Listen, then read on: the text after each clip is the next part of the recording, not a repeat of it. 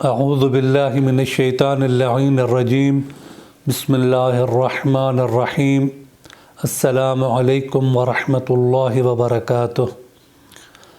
امام زین العابدین علیہ السلام فرماتے ہیں کہ اگر قرآن مجید کے اندر ایک آیت نہ ہوتی تو میں تمہیں قیامت تک آنے والے تمام واقعات سے آگاہ کرتا، لیکن قرآن مجید کے اندر ایک آیت ہے کہ جو مجھے روک دیتی ہے اس کام سے، اور وہ آیت سورہ رعد کی 39ویں آیت، جس میں اللہ تبارک و تعالی ارشاد فرماتا ہے یمحو اللہ ما یشاء و یثبت وعندہ ام الکتاب، کہ پروردگار عالم جسے چاہتا ہے محو کر دیتا ہے، مٹا دیتا ہے، اور جسے چاہتا ہے ثابت رکھتا ہے، اور اسی کے پاس کتاب کا علم ہے۔ اب اس میں لفظ یمحو اور محو کے معنی ہے کسی نشان یا اثر کو زائل کر دینا، ختم کر دینا، بالکل مٹا دینا۔ یہ آیت در حقیقت ایک انتہائی اہم عقیدے کی طرف اشارہ کر رہی ہے، جسے روایات میں عقیدہ بدا کے نام سے یاد کیا گیا ہے کہ عقیدہ بدا وہ عقیدہ ہے کہ جس میں تمام طاقت اور قدرت کا سرچشمہ اللہ تبارک و تعالی کی ذات کو قرار دیا گیا ہے۔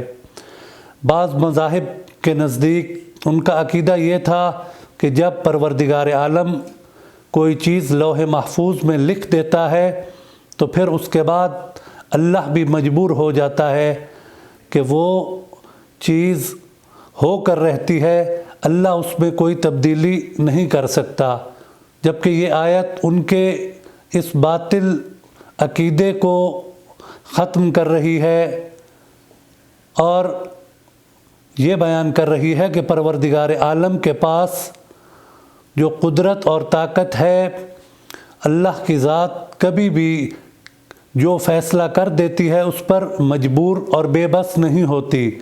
بلکہ پروردگار عالم جب چاہے جس فیصلے کو چاہے وہ تبدیل کر سکتا ہے، اور باقی تمام ہستیاں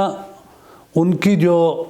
طاقت اور قدرت ہے وہ ان کی ذاتی نہیں ہے بلکہ پروردگار عالم کی عطا کردہ ہے۔ تو یہ ایک عقیدہ تھا جو بہت سے مذاہب میں آج بھی موجود ہے کہ پروردگار عالم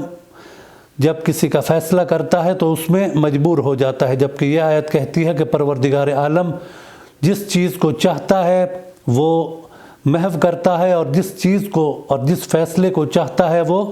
ثابت رکھتا ہے۔ اور اس آیت سے ایک اور مطلب کہ انسان کے اعمال جو ہیں وہ بھی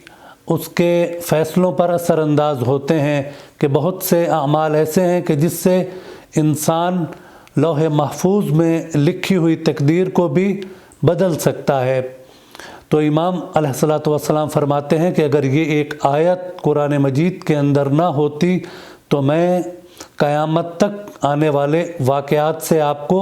آگاہ کرتا، لیکن یہ آیت مجھے روک دیتی ہے، اور یہ آیت اللہ کی قدرت اور اس کی لامحدود طاقت پر بہت بڑی دلیل ہے۔ تو پروردگار عالم سے دعا ہے کہ پروردگار عالم ہمیں قرآن مجید اور احادیث کو پڑھنے کی توفیق عطا فرمائے، اور انہیں سمجھنے کی توفیق عطا فرمائے، اور ان پر عمل پیرا ہونے کی توفیق عطا فرمائے۔ اللہم صلی علی محمد و آل محمد۔